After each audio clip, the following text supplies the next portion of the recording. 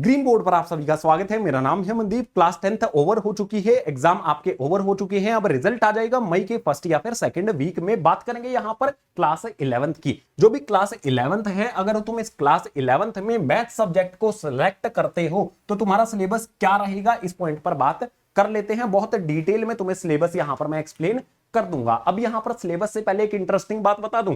तुम class 10th में हो अभी, ठीक है। क्लास 10th तुमने अभी अभी एग्जाम दिए हैं, तो क्लास 10th में टोटल मैथ के सब्जेक्ट में कितने चैप्टर आते हैं भैया? 14 चैप्टर आते हैं, ठीक है। 11th में कितने आएंगे भैया? जो भी हमारी 11th क्लास है ना, इसमें भी कितने चैप्टर आएंगे भैया? 14 ही चैप्टर आते हैं, सेम सेम। लेकिन इंटरेस्टिंग बात यहां पर आएगी आपकी कि जब तुम क्लास 12th में चले जाओगे तो आपके सामने कितने चैप्टर आएंगे? 13 चैप्टर आते हैं। तो सोचो, क्लास 10th में 14 चैप्टर, 11th में 14 चैप्टर, लेकिन 12th में सिर्फ 13 चैप्टर आपको देखने को मिलेंगे। ये थोड़ी सी इंटरेस्टिंग बात लगी तो मैंने तुम्हें बता दी। अगर तुम मैथ सब्जेक्ट को सेलेक्ट करते हो तो डिफिकल्टी लेवल क्या रहेगा, इस पर हम विचार करेंगे। लेकिन उससे पहले मनदीप भैया से जान लेते हैं, मैथमेटिक्स में वो एक्सपर्ट हैं, उनसे जान लेते हैं कि क्लास 10th से अगर 11th में जाते हैं तो डिफिकल्टी लेवल जो है वो कितना बढ़ेगा। ठीक है, कॉल करते हैं मनदीप भैया के पास। Hello hello. अरे भैया, आपके जो भी स्टूडेंट हैं वो 10th से 11th में अगर मैथ को सेलेक्ट करते हैं तो उनका डिफिकल्टी लेवल क्या बढ़ेगा? 10वीं तक 11वीं में जाए पीछे एक बर्तन न्यू लगेगा, जो का डिफिकल्टी लेवल ने आसमान पाड़ दिए हैं, लेकिन फिर धीरे धीरे आदत हो जाएगी। ऐसा क्यों बोल रहे हो भैया? इतना तो डिफिकल्ट भी नहीं है। अरे जब न्यू सोच 10वीं में ट्रिग्नोमेट्री डिफिकल्ट लग गई थी, तो ईब जो 11वीं में पाठ आऊंगे सारे के सारे ट्रिग्नोमेट्री तक उच्चा लेवल है इन सारे पाठा का। हाँ भैया, ये बात तो आपने बिल्कुल सही बोली है। फिर भी मान लो कोई स्टूडेंट मैथ पढ़ना चाहता है, मैथ में वो थोड़ा सा वीक है, तो उसको स्ट्रॉन्ग कैसे करेगा? ना टेंशन वाली कोई बात ना है, मेहनत करनी पड़ेगी। तू है, मैं हूं, मैथ न तो आसानी से समझा देंगे। ग्रीन बोर्ड 11वीं 12वीं वाले चैनल पर सिंप्लीफाई कर देंगे कत्ती। हाँ, ये तो बिल्कुल करा ही देंगे भैया, स्ट्रॉन्ग करा देंगे। ठीक है भैया, फिर कॉल करता हूँ अगर कोई प्रॉब्लम आती है तो। ठीक है मित्र, पढ़ा ले। जय बाबा की। सो यहां पर आपने देख लिया है कितना डिफिकल्टी लेवल बढ़ने वाला है। एक्सपर्ट से मैंने तुम्हारी बात करा दी है। अब यहां पर बात करेंगे भाई पूरे के पूरे सिलेबस की। ठीक है, डिटेल में समझा देता हूं पूरा सिलेबस क्या रहने वाला है, ताकि शुरुआत में ही तुम्हें क्लियरिटी मिल जाए। सबसे पहले बात करेंगे भाई चैप्टर। वो मैंने बता दिए हैं कितने चैप्टर आएंगे, 14 चैप्टर आएंगे। अब इन 14 चैप्टर में जो भी हमारा चैप्टर नंबर 1 होगा, कौन सा होगा? चैप्टर नंबर 1 हमारा है सेट्स। और सेट्स में हमें कौन कौन से कॉन्सेप्ट पढ़ने हैं दिखाई दिए, पूरी की पूरी लिस्ट तुम्हें यहां पर दिख जाती है।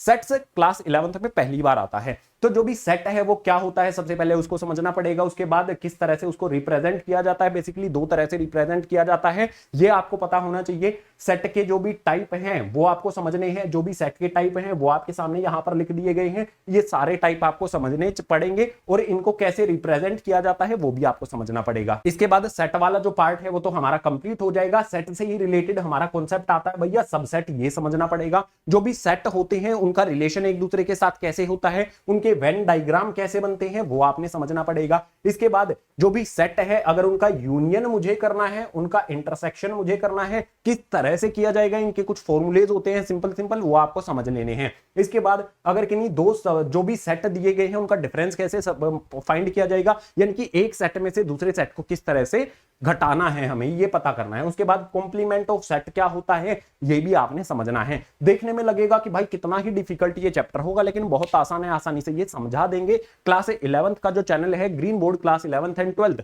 उस पर जो इंट्रोडक्शन वाली वीडियो है 1 घंटे की वीडियो है, सारी चीजें आपको उसमें डिटेल में एक्सप्लेन कर दी गई है। क्लास 11th का पूरा सिलेबस जो है वो पहले से कवर करा रखा है हमने। तो अभी जो मोमेंटम बना हुआ है ना तुम्हारा क्लास 10th में पढ़ने वाला, अगर इसी को तुम 1 महीना कंटिन्यू कर लोगे तो जो 14 चैप्टर मैंने बताए हैं उसमें से आधे चैप्टर तो अभी 1 महीने के अंदर ही तुम निपटा दोगे। चैप्टर नंबर 1 जो हमारा सेट है वो हमने समझ लिया। इसके बाद चैप्टर नंबर 2 आता है, और ये चैप्टर भी भाई क्लास 11th में पहली बार आता है। सेट भी पहली बार आया, रिलेशंस एंड फंक्शंस जो चैप्टर नंबर 2 है ये भी पहली बार आता है। रिलेशंस एंड फंक्शंस, रिलेशंस तो रियल लाइफ में भी होते हैं। आपका रिलेशन होगा, ठीक है, आपका मदर फादर के साथ आपका रिलेशन है, अलग अलग लोगों के साथ आपका रिलेशन है। तो जो भी रिलेशन है, हाँ वो वाला रिलेशन भी समझ रहा हूं, ठीक है। तो जो भी रिलेशन है वो आपने समझना है। मैथमेटिक्स में रिलेशन क्या होता है वो समझना है। फंक्शन जो होते हैं वो आपने समझ लेने हैं। अब इसमें एक्चुअल में क्या आएगा, रिलेशंस में सबसे पहले आपने समझना है यहां पर ऑर्डर्ड पेयर्स को। क्या होते हैं ऑर्डर्ड पेयर्स? बेसिकली सेट जो है ना उसका यूज ही यहां पर किया जाएगा। सेट का यूज करके ही रिलेशन एंड फंक्शंस वाला चैप्टर हमारा बनेगा। इसके बाद कार्टेशियन प्रोडक्ट ऑफ सेट क्या होता है, रिलेशन क्या होता है मैथमेटिक्स के अंदर, ये समझना पड़ेगा। इसके बाद टाइप ऑफ रिलेशन क्या होता है ये आपने समझना है। यहां पर जो भी रिलेशन होगा उसमें आपको कुछ चीजें समझनी पड़ेंगी भाई। डोमेन क्या होगा, कोडोमेन क्या होगा, रेंज क्या होगी, ये सारी चीजें आ जाएंगी। ये चीजें तो आपने समझ लेनी है किसकी भैया, रिलेशन की। फंक्शंस की बात होगी उसके बाद, ठीक है। फंक्शंस आएंगे, क्या होते हैं फंक्शन, किस किस स्पेसिफिक टाइप के फंक्शंस आपने समझने हैं क्लास 11th में, वो आपको बता दिए गए हैं। इंट्रोडक्शन वीडियो बनाई गई है इसकी भी, उसमें सारी चीजें आपके लिए एक्सप्लेन की गई हैं। उसके बाद डोमेन रेंज क्या होती है फंक्शन की, वो भी आपको एक्सप्लेन कर दी गई है। तो चैप्टर नंबर 1 सेट्स, अगर हमने सेट्स को सही तरह से समझ लिया तो ये चैप्टर भी आपको अच्छी तरह से समझ में आ जाएगा। एक बार देख के कर लगेगा कि डिफिकल्ट है, लेकिन सही बताता हूं आसान है ये दोनों चैप्टर बहुत, ठीक है ना। डरने की जरूरत बिल्कुल नहीं है। इंट्रोडक्शन वाली जो वीडियो बनाई गई है, हर एक चैप्टर की इंट्रोडक्शन वीडियो बनाई गई है, अगर उसको देखकर प्रॉपर नोट्स तुम बना लोगे तो बहुत आसान आपकी क्लास 11th का मैथ्स हो जाएगा। मूव करते हैं अगले पेज पर। चैप्टर नंबर 3 आता है, और चैप्टर नंबर 3 क्या है भाई, ट्रिग्नोमेट्रिक फंक्शंस आ जाता है। आपने एक बात ध्यान दी, यहां पर हमारा फंक्शंस आता है। चैप्टर नंबर 1 सेट्स का यूज होगा चैप्टर नंबर 2 में। चैप्टर नंबर 2 में जो भी फंक्शंस हैं उनका यूज होगा ट्रिग्नोमेट्री में। और ट्रिग्नोमेट्री ये वाली डिफिकल्ट, बहुत डिफिकल्ट है, समझे। अगर क्लास 10th वाली ट्रिग्नोमेट्री तुम्हें डिफिकल्ट लगी है तो ये वाली तो बहुत डिफिकल्ट लगने वाली है, लेकिन टेंशन लेने की जरूरत नहीं है। इंट्रोडक्शन वाली वीडियो देखो, समझ में आपको आ जाएगी। ट्रिग्नोमेट्रिक फंक्शंस क्या होते हैं ये आपने समझने हैं। उसके बाद पॉजिटिव एंगल क्या होता है, नेगेटिव एंगल क्या होता है, ये तो आसानी से समझ में आ जाएगा। क्लॉकवाइज एंटी क्लॉकवाइज बेसिकली आपने समझना है। उसके बाद जो एंगल होता है, आपने अभी तक देखा होगा एंगल को हम डिग्री में लिखते हैं, लेकिन एंगल को लिखने का एक और तरीका होता है, रेडियन मेजर होता है। डिग्री मेजर तो तुम्हें पता ही होगा, रेडियन मेजर होता है। रेडियन को डिग्री में, डिग्री को रेडियन में कैसे चेंज किया जाता है वो भी आपको समझना पड़ेगा। उसके बाद ट्रिग्नोमेट्री एफ एक्स का मतलब होता है फंक्शन ऑफ एक्स। जो भी ट्रिग्नोमेट्री फंक्शन होते हैं उसके साइन कौन से होंगे, पॉजिटिव होगा, नेगेटिव होगा, ये कैसे डिसाइड करना है वहां पर बता दिया गया है। ट्रिग्नोमेट्रिक फंक्शंस के जो डोमेन होगा, रेंज होगी, वो कैसे हमें मिलेगी, या फिर डोमेन क्या होता है, रेंज क्या होता है, ये सारी चीजें आपको चैप्टर नंबर 2 में बता दी जाएंगी। यहां पर आपको फाइंड करना बताया जाएगा ट्रिग्नोमेट्रिक फंक्शंस के डोमेन एंड रेंज क्या होती है। इसके अलावा भाई बहुत सारी आइडेंटिटीज तुम्हें देखने को मिलेंगी। क्लास 10th में थे सिर्फ 3 ही आइडेंटिटी दी, यहां पर वो आइडेंटिटी लगभग 30 हो जाएंगी। नहीं 30 तो नहीं होंगी, लेकिन हो जाएंगी, ठीक है। 15-16 आइडेंटिटीज होंगी, लेकिन वो आसानी से याद हो जाएंगी, कुछ डिफिकल्ट उनमें नहीं लगेगा आपको। इसके बाद एक्सप्रेसिंग एप्लीकेशंस होंगी, जो भी ट्रिग्नोमेट्रिक फंक्शंस होते हैं उनको किस तरह से एक्सप्रेस किया जाता है वो आपको यहां पर समझ लेना है। और आइडेंटिटीज तो यहां पर बता ही दी है, 2 बार आ गई है, तो एक बार हम इसको कट कर देते हैं। इस चैप्टर को अगर तुम 7 से 8 दिन दे दोगे ना तो प्रो बन जाओगे, ठीक है। सारा का सारा जो भी चैप्टर है, मतलब पूरा का पूरा सिलेबस ही कवर कराया जा चुका है ऑलरेडी इसी चैनल पर।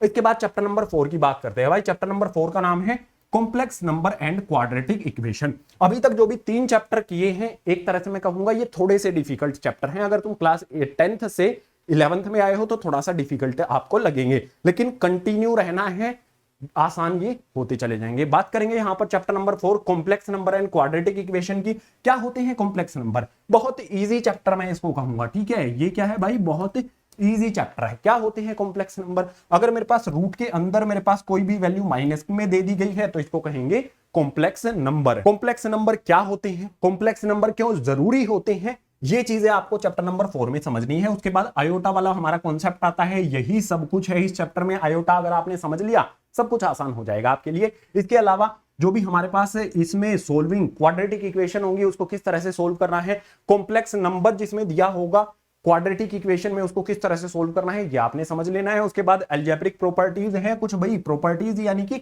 आइडेंटिटीज काइंड ऑफ थिंग है, वो आपको समझ लेनी है। उसके बाद आर्गेंट प्लेन है, ये भी आपने समझ लेना है, इसको गलत मत पढ़ना तुम, ठीक है। ये है आर्गेंट प्लेन, आर्गेंट प्लेन भी आपने समझ लेना है। ये वाला चैप्टर बहुत इजी है, शायद एक ही एक्सरसाइज इसमें दी गई है, उसको आसानी से सोल्व कर सकते हैं। बात करेंगे इसके बाद हम चैप्टर नंबर 3 हो गया, 4 हो गया, चैप्टर नंबर 5 की।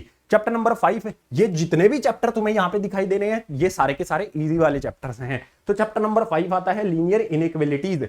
आपको समझ में आएगा इनइक्वालिटी क्या होता है भाई, greater than, less than, greater than और इक्वल टू, लेस देन और इक्वल टू, जो भी ये 4 साइन होते हैं ना, बेसिकली इन 4 साइन के बारे में हमें पढ़ना है। इसमें क्या करना है, ये लीनियर इनइक्वालिटीज जो भी होती हैं, अरे ये तो एक पेंटिंग जैसा बन गया क्या, ये चेहरा जैसा बन गया है ना, जो भी लीनियर इनइक्वालिटीज होती हैं भाई वो आपने समझ लेनी है, मतलब इन 4 साइन के बारे में आपने समझना है। कुछ रूल्स होते हैं इनसे रिलेटेड वो आपने समझने हैं। उसके बाद algebraic solution of one variable, अगर हमें कोई भी इक्वेशन दी गई है, वन वेरिएबल में दी गई है, उनमें ये साइन भी दिया गया है, तो उनको सोल्व कर रहे कैसे सोल्व करना है वो आपको पता होने चाहिए। उसके बाद जो भी इनइक्वालिटीज होती हैं अगर उनको नंबर लाइन पर रिप्रेजेंट करना है ये आपने समझ लेना है। ये 3 कॉन्सेप्ट इजी कवर हो जाएंगे। बात करेंगे इससे अगले चैप्टर की, भाई रुकेंगे नहीं, कंटिन्यू करेंगे। अगर तुम सही कहता हूं, अभी तुम्हारा मोमेंटम बना हुआ है पढ़ने का, अगर इसको कंटिन्यू कर दोगे ना, तुम 1 महीना कंटिन्यू कर दोगे तो 6, 7, 8 चैप्टर तक तुम्हारा ये कंप्लीट हो जाएगा, सिलेबस कवर हो जाएगा। और 1 महीने के अंदर एग्जाम होते ही, रिजल्ट आने से पहले मई फर्स्ट या फिर सेकंड वीक में तुम्हारा रिजल्ट आएगा। तो मई में जब तुम्हारा रिजल्ट आएगा उससे पहले सोचो, तुम अगर सिलेबस कंप्लीट कर लिया, मतलब सिलेबस तुम्हारा चैप्टर नंबर 8 पर आ गए, मतलब तुम्हारा 60-70% सिलेबस कंप्लीट हो गया, तो समझो तुम क्लास 11th में एकदम मचा दोगे। इसी मोमेंटम को कंटिन्यू करने की जरूरत होगी। लेकिन उसके लिए बात करेंगे यहां पर चैप्टर नंबर 6 की, और इस चैप्टर नंबर 6 का नाम क्या है? Permutation and combination. कहीं ना कहीं तो इस चैप्टर का नाम तुमने सुना होगा, अगर तुम रील्स देखते होगे बदमाशी वाली, तो परमुटेशन एंड कॉम्बिनेशन हम तुमने जरूर सुना होगा। समझ गए ना? सो यहां पर चैप्टर नंबर 6 में हमारे पास क्या आता है? फंडामेंटल प्रिंसिपल ऑफ काउंटिंग आ जाता है। फंडामेंटल प्रिंसिपल ऑफ काउंटिंग क्या होता है वो आपने समझना है। फैक्टोरियल नोटेशन जो होती है एन फैक्टोरियल की, बेसिकली जो फैक्टोरियल होता है उसका साइन होता है इस तरह से। जो भी फैक्टोरियल नोटेशन होती है वो क्या होगा? उसके अलावा फॉर्मूले होते हैं भाई। फॉर्मूले कौन से होते हैं? 1 मिनट बता देता हूं आपको। यहां पर मैं जो भी हमारा यहां पर फॉर्मूला होता है वो आपने बताना है। फॉर्मूला कौन सा भाई? एनपीआर का फॉर्मूला होता है, एनसीआर का फॉर्मूला होता है। ये एनसीआर दिल्ली वाला एनसीआर नहीं है, परमुटेशन कॉम्बिनेशन वाला एनसीआर है। तो एनपीआर और एनसीआर के 2 फॉर्मूले होते हैं। इन्हीं 2 फॉर्मूलों पर बेसिकली हमारी परमुटेशन एंड कॉम्बिनेशन डिपेंड रहता है। इसके बाद फोर्थ है सिंपल एप्लीकेशंस। जो भी परमुटेशन एंड कॉम्बिनेशंस होती हैं उनकी कुछ सिंपल एप्लीकेशंस होते हैं, वो समझ लिए। बहुत आसान चैप्टर है यार ये, ठीक है, बहुत आसान है। इसके बाद बात करेंगे चैप्टर नंबर 7 बाइनोमियल थ्योरम की। आपने देखा होगा पॉलिनोमियल जब आप चैप्टर पढ़ते हो तो वहां पर बहुत सारी आइडेंटिटीज आप पढ़ते हो, तो जो भी आइडेंटिटीज हैं वो बनी कैसे हैं? बाइनोमियल थ्योरम आपको बताएगी। ये बाइनोमियल थ्योरम बहुत इंपॉर्टेंट है, आपको पता चलेगा कि जो भी हमारी आइडेंटिटीज हैं वो किस तरह से बनी है। बाइनोमियल थ्योरम जो है इसकी हिस्ट्री क्या है भाई, थोड़ी सी ये भी पढ़ने को मिलेगी, ठीक है, सिलेबस में थोड़ी सी ये भी पढ़ने को मिलेगी। इसके अलावा स्टेटमेंट एंड प्रूफ, जो भी बाइनोमियल थ्योरम होती है उसकी स्टेटमेंट क्या है, उसका प्रूफ क्या है, एग्जाम में बहुत बार पूछी गई है, तो वो भी आपको पता होना चाहिए। इसके अलावा पॉजिटिव इंटीग्रल्स क्या होते हैं, पास्कल्स ट्राइंगल क्या होता है, सम एप्लीकेशंस ऑफ बीटी यानी कि बाइनोमियल थ्योरम। जो भी बाइनोमियल थ्योरम होती है उसकी एप्लीकेशंस क्या है वो आपने समझ लेनी है। और ये भी मुश्किल नहीं है, बाइनोमियल थ्योरम बहुत आसान है और बाइनोमियल थ्योरम पर ही पूरा का पूरा चैप्टर ये डिपेंड करता है, तो ये भी आसानी से आपका हो जाएगा। बात करेंगे चैप्टर नंबर 8 की, सीक्वेंस एंड सीरीज। सुना देखा लगता है, चैप्टर नंबर 5 क्लास 10th में आया था। एपी क्या होती है? सीक्वेंस एंड सीक्वेंस होता है वो, ठीक है, नंबर्स का एक सीक्वेंस होता है। बस यहां पर सीरीज भी ऐड कर दी गई है, सीक्वेंस एंड सीरीज यहां पर आ जाता है। सीक्वेंस एंड सीरीज जो भी हमारा ये चैप्टर नंबर 8 है, इसमें हमें सबसे पहले तो यही समझना है सीक्वेंस एंड सीरीज क्या होती है, किसको हम सीक्वेंस कहेंगे, किसको हम सीरीज कहेंगे। इसके बाद एएम आ जाता है। एएम यानी कि सुबह नहीं, एएम का मतलब होता है अर्थमेटिक मीन। उसके बाद जीएम आता है, इसका मतलब होता है ज्योमेट्रिक मीन। आप मुझे बताओ एपी का मतलब क्या होता है? अर्थमेटिक प्रोग्रेशन होता है, पता है ना, ये तो अर्थमेटिक प्रोग्रेशन होता है। एएम का मतलब हो जाएगा अर्थमेटिक मीन, जीएम का हो जाएगा ज्योमेट्रिक मीन, जीपी का मतलब क्या हो जाएगा? पी का मतलब यहां पर क्या होता था? अर्थमेटिक प्रोग्रेशन, तो यहां पर जीपी है, इसका मतलब हो जाएगा ज्योमेट्रिक प्रोग्रेशन। तो आपने ये चीजें समझनी है basically, AP GP arithmetic progression, geometric progression, ये आपने यहां पर समझ लेनी है, ये कॉन्सेप्ट इसमें आएंगे। इसके बाद आपको पता होना चाहिए कि भाई फाइनाइट इनफाइनाइट जीपी क्या होती है। जो भी ज्योमेट्रिक प्रोग्रेशन है फाइनाइट कब होगी, इनफाइनाइट कब होगी, उसकी प्रॉपर डेफिनेशन होती है। एग्जांपल्स के साथ आपको इंट्रोडक्शन वाली वीडियो में सारी चीजें बताई गई हैं। इसके बाद नेक्स्ट आ जाता है relation between am and GM. जो भी यहां पर एएम यानी कि अर्थमेटिक मीन होता है, जीएम यानी कि ज्योमेट्रिक मीन होता है, इन दोनों में क्या संबंध है वो भी यहां पर बताया गया है, वो भी आपको समझना पड़ेगा। उसका बेसिकली एक फॉर्मूला होता है, वो आपको बता दिया गया है चैप्टर नंबर 8 की इंट्रोडक्शन वाली वीडियो में। तो इस पेज पर जो ये 4 चैप्टर दिए गए हैं ना, ये आसान चैप्टर हैं, इनमें कुछ भी मुश्किल नहीं लगेगा आपको। लेकिन चैप्टर नंबर 1, 2, 3 वो थोड़े से डिफिकल्ट लगेंगे, ठीक है, उनको टाइम दोगे तो वो भी आसान आपके लिए होते जाएंगे।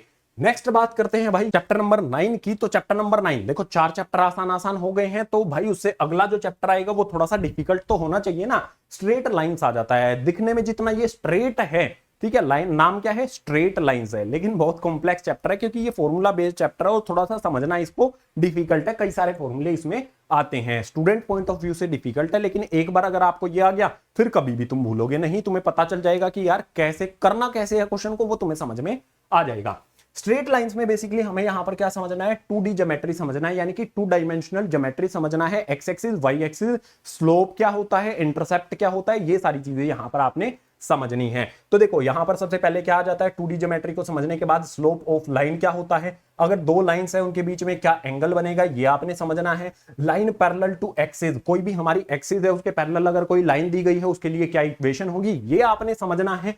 पॉइंट स्लोप फॉर्म क्या होती है, ये आपने समझना है। स्लोप इंटरसेप्ट फॉर्म क्या होती है, वो आपने समझना है। इसके बाद हमारे सामने क्या आएगा भाई, 2 पॉइंट फॉर्म क्या होती है, इंटरसेप्ट फॉर्म क्या होती है, distance of a point from line, ये क्या होते हैं। इन सभी के लिए अलग अलग डेफिनेशन, अलग अलग फॉर्मूले हैं। अगर वो आपके क्लियर हो गए ना फिर तो आसानी से इसको समझ सकते हो। लेकिन फिर भी कहूंगा जो ये चैप्टर है ना इसका लेवल थोड़ा सा अप है। जो चैप्टर नंबर 1, 2, 3 है उससे तो इजी ही है, लेकिन फिर भी थोड़ा सा अप इसका लेवल हो जाएगा। जब इससे पीछे वाले जो 4 चैप्टर करोगे वो बहुत आसान लगेंगे, उसके बाद थोड़ा सा डिफिकल्ट चैप्टर आपको देखने को यहां पर मिल जाएगा। नेक्स्ट बात करते हैं भाई चैप्टर नंबर 10 की। चैप्टर नंबर 10 क्या होता है, कोनिक सेक्शन होता है। आपने इस तरह का कोन पढ़ा था ना, तो इसके सेक्शंस कर दिए जाते हैं। इसके सेक्शंस अगर मैं इसको ऐसे काटता हूं, इसको ऐसे काटता हूं, ऐसे काटता हूं, ऐसे काटता हूं, तो इसके सेक्शंस बनते हैं। वो कौन कौन से सेक्शन होते हैं, उन सेक्शंस के बारे में हमें डिटेल में सारी चीजें पढ़नी है। तो सबसे पहले कोनिक सेक्शन में हमें सेक्शंस ऑफ कोन समझना है कि कोन को किस किस तरह से कट करने पर कौन सा सेक्शन बनता है, ये आपने समझ लेना है। कौन कौन से सेक्शन बनते हैं, सर्किल बनता है, इसके प्रॉपर हमें समझ लेना है। एलिप्स बनता है, इसको प्रॉपर समझ लेना है। पैराबोला बनता है, इसको प्रॉपर समझ लेना है। हाइपरबोला बनता है, इसको प्रॉपर समझ लेना है। इनके अलग अलग फॉर्मूले और डेफिनेशंस होती हैं, कुछ डायग्राम्स होते हैं, वो सारी चीजें अगर आप समझ लोगे तो ये चैप्टर भी आपको इजी लगेगा। लेकिन जो 4 चैप्टर पीछे वाले पेज पर बताए थे मैंने, अगर हम इन 4 चैप्टर से कंपेयर करते हैं चैप्टर नंबर 9 और चैप्टर नंबर 10 को, तो थोड़े से डिफिकल्ट है भाई ये, ठीक है।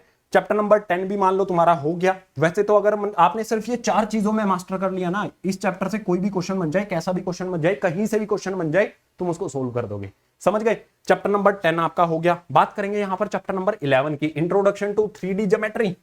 अरे बहुत आसान है भाइयों।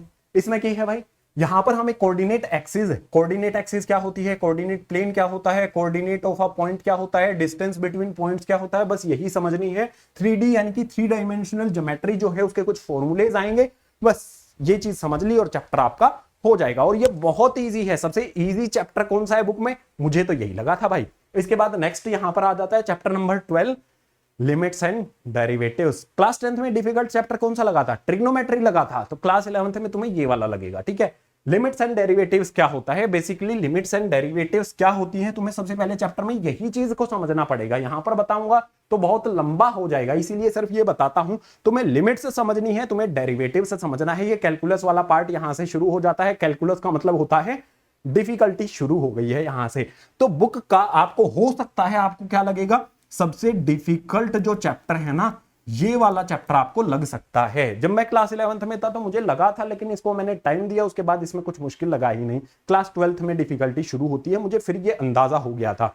सो यहां पर लिमिट्स एंड डेरिवेटिव्स में लिमिट क्या होती है, डेरिवेटिव क्या होता है, ये चीजें समझ लेनी है। उसके बाद लिमिट ऑफ पॉलिनोमियल्स, जो भी हमारे पॉलिनोमियल्स होते हैं उनकी लिमिट क्या होती है, ये आपने समझ लेना है। रैशनल फंक्शंस क्या होते हैं, वो भी आपको इसी लिमिट एंड डेरिवेटिव्स में पता चलेगा। लिमिट ऑफ ट्रिग्नोमेट्रिक फंक्शंस, जो भी हमारे ट्रिग्नोमेट्रिक फंक्शंस होते हैं उन पर अगर लिमिट लगाई जाती है तो क्या होता है, सारी चीजें आपको यहां पर पता चल जाएंगी। इसके अलावा डेरिवेटिव ऑफ अ एफ का मतलब होगा function, derivative of a function at any point x, किसी एक्स पॉइंट पर जो भी फंक्शन है उसका डेरिवेटिव क्या होगा, यानी कि डेरिवेटिव को समझने के बाद ही आप इस चीज को कर पाओगे। डेरिवेटिव वाला पार्ट जो है वो थोड़ा सा डिफिकल्ट आपको लगेगा, लेकिन मैं आपको सच बताऊं, आपको अगर 2 फॉर्मूले पता चल जाए, ठीक है, कुछ मेथड है, ठीक है, इस चैप्टर में क्या होगा, कुछ मेथड होंगे, इसके अलावा 2 फॉर्मूले होंगे, 2 फॉर्मूले और कुछ मेथड आपको बताऊंगा। वो मेथड अगर आपने समझ लिए, ठीक है, वो मेथड आपने समझ लिए तो इजी पीजी इस चैप्टर को भी तुम लपेट दोगे, इतना मुझे पता है। इसके बाद नेक्स्ट है सम स्टैंडर्ड डेरिवेटिव्स, कुछ स्टैंडर्ड डेरिवेटिव्स होते हैं वो आपने समझ लेने हैं। यू वी के कुछ फॉर्मूले बनेंगे, यूवी, मान लो हमें कोई जो भी पोलिनोमियल है वो फ्रैक्शन में दिया गया है, कॉम्प्लेक्स दिया गया है थोड़ा सा, तो यूवी के कुछ फॉर्मूले बनते हैं, वो भी आपने समझ लेने हैं, ज्यादा इसमें कुछ मुश्किल नहीं होगा। अगर आप 4 से 5 क्वेश्चन प्रैक्टिस कर लोगे यूवी से रिलेटेड फॉर्मूलों की, तो आसानी से चैप्टर को तुम लपेट दोगे। ये चैप्टर डिफिकल्ट है लेकिन टाइम देना पड़ेगा, टाइम दोगे तो आसान भी ये हो जाएगा। मतलब क्लास 10th में ट्रिग्नोमेट्री था तो क्लास 11th में लिमिट एंड डेरिवेटिव आ जाता है। बात करेंगे चैप्टर नंबर 13 स्टैटिस्टिक्स की। मीन मीडियन मोड वाला चैप्टर है, लेकिन यहां पर मीन मीडियन मोड नहीं देखेगा तुम्हें। मीन मीडियन मोड तो क्लास 11th के हिसाब से बहुत आसान हो जाता है, तो यहां पर कुछ अलग दे दिया गया। मीन मीडियन मोड में क्या होता है, सेंट्रल जो वैल्यूज होती है उन पर फोकस किया जाता है, लेकिन यहां पर क्या किया जाता है, मेजर ऑफ डिस्पर्शन, यानी कि जो भी डेटा है वो कितना फैला हुआ है उस चीज पर क्लास 11th में फोकस किया गया है। तो इसमें स्टैटिस्टिक्स में रेंज क्या होती है, मीन डेविएशन क्या होता है, वेरिएंस क्या होता है, स्टैंडर्ड डेविएशन क्या होता है, ये 4 चीजें समझनी है। मेनली आपको बताऊं तो मीन डेविएशन, वेरिएंस और स्टैंडर्ड डेविएशन, ये अगर आपने समझ लिया, लपेट दिया समझो तुमने चैप्टर। इसके बाद चैप्टर नंबर 14 आता है प्रोबेबिलिटी। और जैसा कि मनदीप भैया ने शुरू में ही कॉल पे कहा था कि ट्रिग्नोमेट्री क्लास 10th का जितना डिफिकल्ट था उससे ज्यादा डिफिकल्ट तो क्लास 11th का प्रोबेबिलिटी है। बिल्कुल सही कहा था, ये भी एक डिफिकल्ट चैप्टर हो जाता है, क्योंकि यहां पर क्या क्या चीजें आपके सामने आएंगी भाई। इवेंट आएगा और उसके टाइप आएंगे, किस किस तरह के इवेंट होते हैं, उसके क्या क्या टाइप होते हैं, ये तुम्हें समझना है। उसके बाद एक्सोमेटिव प्रोबेबिलिटी क्या होती है, एक्सोमेटिक प्रोबेबिलिटी क्या होगी, प्रोबेबिलिटी क्या होती है, अलग अलग टाइप की प्रोबेबिलिटीज होती हैं, 2-3 टाइप आपको वहां पर समझने पड़ेंगे। इसके बाद कॉम्प्लीमेंट्री प्रोबेबिलिटी क्या होती है। तुम्हें लगेगा कि प्रोबेबिलिटी, अरे ये तो हमने समझा तो था, इतना आसान है प्रोबेबिलिटी को समझना। कॉम्प्लीमेंट्री प्रोबेबिलिटी इतना आसान है कॉम्प्लीमेंट्री प्रोबेबिलिटी को समझना। एक बार इसके इंट्रोडक्शन वाली वीडियो देखना, वहां पर आपको बहुत डिटेल में बताया गया है, आपको वहां पर बहुत सारी चीजें क्लियर हो जाएंगी और वहां से अंदाजा भी हो जाएगा किस लेवल के क्वेश्चन इसमें आने वाले हैं। इसके अलावा ये इंपॉर्टेंट पार्ट होता है भाई सैंपल स्पेस जो है, अगर तुम्हें सैंपल स्पेस सही तरह से बनाना आ गया तो प्रोबेबिलिटी तुम्हारे लिए हलवा हो जाएगी, गर्मा गर्म निगल जाओगे तुम इसको। तो ये ओवरऑल सिलेबस हो जाता है। टोटल जो भी हमारा 11th क्लास का सिलेबस है मैथमेटिक्स सब्जेक्ट के लिए 14 के 14 चैप्टर को मैंने एकदम खोल के तुम्हारे सामने रख दिया है। ये सारी चीजें तुम्हें पढ़नी पड़ेंगी क्लास 11th में मैथ्स को कॉन्करर करने के लिए। अब क्लास 11th की मैथ की शुरुआत होते होते एक चीज की शुरुआत और होती है। क्लास 11th में सिर्फ मैथ, मतलब जो भी सब्जेक्ट तुम सेलेक्ट करते हो सिर्फ उसकी शुरुआत नहीं होती, तुम्हारे करियर की शुरुआत होती है। यानी कि यहीं से अगर तुम डॉक्टर बनने का सपना देखते हो या फिर तुम इंजीनियर बनने का सपना देखते हो, अगर तुमने यहां पर साइंस स्ट्रीम को सेलेक्ट किया है तो एक सपना तो तुमने देखा होगा, तभी साइंस या फिर मैथ स्ट्रीम को तुमने सेलेक्ट किया है।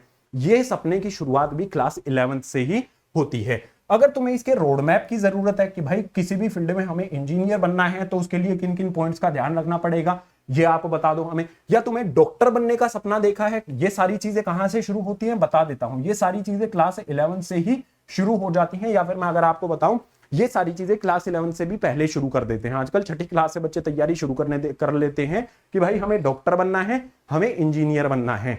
लेकिन ओवरऑल अगर तुम क्लास 10th तक आ गए हो, क्लास 11th में तो आपने ये सोचना ही पड़ेगा अगर तुम्हें डॉक्टर बनना है या इंजीनियर बनना है तो अभी से इसकी शुरुआत तुम्हें करनी ही पड़ेगी। क्योंकि 2 साल बाद जैसे ही 12वीं का एग्जाम होगा, अगर तुम इंजीनियर बनते हो तो उसके लिए आपको एंट्रेंस एग्जाम देना होगा जेईई का, एक अच्छे कॉलेज में एडमिशन लेने के लिए। या फिर अगर तुम डॉक्टर बनने के लिए सोचते हो तो आपको एग्जाम देना होगा नीट का, NEET का एग्जाम आपको देना होगा एक अच्छे कॉलेज में एडमिशन लेने के लिए। अगर इनमें से डॉक्टर या फिर इंजीनियर में से तुमने कोई भी सपना देखा है तो कमेंट करके जरूर बताना। रोड मैप अगर चाहिए कि भाई डॉक्टर बनना है, क्या रोड मैप रहेगा उसका, वीडियो बना दी जाएगी, डिटेल में वीडियो बना दूंगा, अगर चाहिए तो कमेंट करके बता देना है। और डॉक्टर इंजीनियर से मुझे याद आया भाई, अगर जेईई का आप कोई बैच ज्वाइन करना चाहते हो तो एक इंटरेस्टिंग बैच बता देता हूं। फीस भी इसमें ज्यादा नहीं है, 4499, इसमें सारे के सारे बैच आपको मिल जाएंगे। ठीक है, जितने भी टीचर्स हैं अनअकैडमी पर सारे के सारे बैच आपको मिल जाएंगे, सारी की सारी टेस्ट सीरीज मिल जाएंगी। इसके अलावा नीट के लिए भी एग्जाम देते हो, नीट के एग्जाम के लिए तैयार कर रहे हो तो सेम प्राइस 4499 पर सारे के सारे बैच आपको यहां पर मिल जाते हैं। और सेम यहां पर भी आपको एकदम टॉप एजुकेटर्स मिलेंगे और सारे के सारे बैच आपको यहां पर मिल जाएंगे जेईई और नीट वाले स्टूडेंट्स के लिए। ये स्पेशल ऑफर है। अगर आप यहां पर डॉक्टर या फिर इंजीनियर बनने के बारे में सोच रहे हो तो जरूर इन ऑप्शंस को आपने देखना चाहिए। अगर इन बैचेस की तुम्हें डिटेल जाननी है तो दोनों का लिंक आपको नीचे डिस्क्रिप्शन बॉक्स में दिया गया है। उन लिंक्स के थ्रू आप डायरेक्ट बैच पर जा सकते हो, क्या क्या ऑफर किया जा रहा है उसको वहां पर जाके देख सकते हो। इसके बाद नेक्स्ट बात करते हैं भाई वीडियो ओवर करने की। जो भी सिलेबस था मैंने पूरा का पूरा डिटेल में आपके सामने रख दिया है, और जो भी क्वालिटी एजुकेशन है वो मैं शुरू से आपको प्रोवाइड करता हुआ आ रहा हूं। एमकेआर क्लास 9th पर मैंने क्लास 9th की एजुकेशन वीडियोस प्रोवाइड की। ग्रीन बोर्ड पर क्लास 10th तुमने अभी अभी पढ़ी होगी। उसके बाद ग्रीन बोर्ड हिंदी पर हिंदी मीडियम वाले स्टूडेंट्स को पढ़ाया गया था। अब तुम आ गए हो green board class 11th and 12th पर, तो यहां पर क्लास 11th और 12th का जो भी मैथ है, साइंस भी शुरू करने की कोशिश करेंगे, लेकिन अभी के लिए मैथ पूरा का पूरा आपका यहां पर कवर कराया जाएगा। अगर मैं बात करूं क्लास 11th की, ठीक है, क्लास 11th की अगर मैं बात करूं तो जितना भी मैथमेटिक्स का सिलेबस है बिल्कुल फ्री में पूरा का पूरा सिलेबस आपके लिए यहां पर कवर करा दिया गया है। इसी चैनल पर पूरा का पूरा सिलेबस आपको मिल जाएगा। तो क्लास 11th के मैथमेटिक्स से डरने की जरूरत बिल्कुल भी नहीं है। कुछ चैप्टर डिफिकल्ट हैं, आई नो, लेकिन अगर उनको टाइम दोगे, सही कंटेंट कंज्यूम करोगे तो आसान आपको लगने लग जाएंगे। तो इस वीडियो में इतना ही, मिलता हूं आपसे इसी तरह की नेक्स्ट एजुकेशनल वीडियो में।